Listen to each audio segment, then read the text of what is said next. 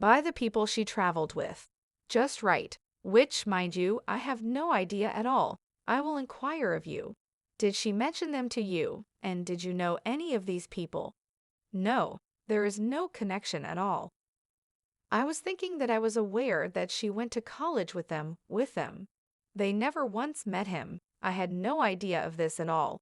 The name began to disappear. Who are they? Various things. She passed, which is not the only thing I know. And that comes after Monday. As if I were sitting right next to Tate Dallas, I was sitting up at my mother's house and trying to find out where she was in the embassy suite. It's almost as though the conspiracy surrounding the Shanquella Robinson case is getting bigger and bigger every day. Additionally, a recent development has demonstrated that fact once more.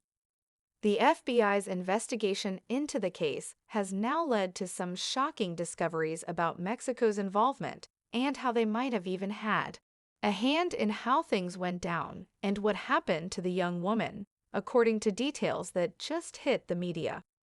Since this is only the beginning of the spill, it suggests that the Kiev of Six might not have been entirely to blame for the death. There appear to be a lot of even more in-depth details about the case. Stay tuned if you want to learn more about this latest Bureau update and be blown away.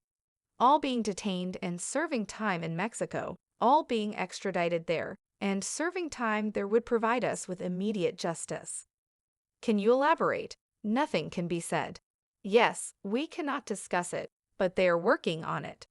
The fact that the public is demanding that someone or some group of people be held accountable for the unfortunate event that resulted in the young woman's death is, according to the majority of those involved, the entire reason the Shanquella Robinson case was blown up. This has prompted inquiries from numerous individuals worldwide, particularly from Shanquella's family. Despite the fact that the family is aware that an investigation is underway and may even have access to a great deal more information than the general public, they have still come out to inquire about the circumstances surrounding the lengthy indictment process and why.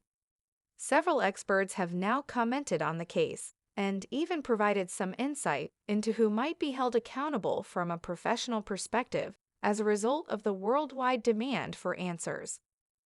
Swecker, the former assistant director of the FBI, is the person I'm referring to here. Some of what he said was pretty shocking, especially if you already know a lot about the case. He stated to a news organization that the only reason the FBI is involved in the case is because it has grown so large. Additionally, there is the extradition issue, which has made matters significantly more complicated. He said specifically, if this had occurred in the United States, first and foremost, because it would be a local homicide, the FBI would not be investigating it. But when you have a video like this and witnesses who are available to be questioned or interviewed, as well as other forensic evidence, such as a video or time logs, a typical homicide investigation would move along fairly quickly. Pinging of the phone, as seen in the Idaho case. In extraterritorial cases, especially those involving the Mexican government, where dealing with prosecutors, federal police, and judicial police can be difficult, all of that evidence is available. First and foremost, their competence is variable. Number two, as well as their drive to actually move forward with the case. Therefore, before we can actually introduce the evidence into the United States, we must have it in our possession.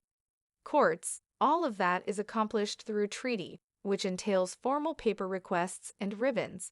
Swicker elaborated on his point by stating that an exhaustive investigation typically takes months. However, the magnitude of this case suggests that the situation may be slightly more complicated. Additionally, it is essentially a nationwide investigation. You have the video, he said.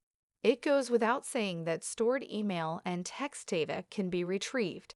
People are typically careless at the time, and then they text back and forth about what happened or attempt to piece their story together after the fact.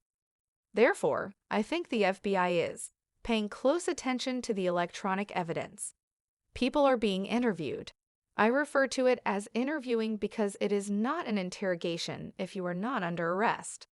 It's a conversation. You're not entitled to advice. You're free to get up and leave at any time. There, I'm sure everyone has already been interviewed. If they have, it has been legalized. As a result, they have gathered all of the evidence.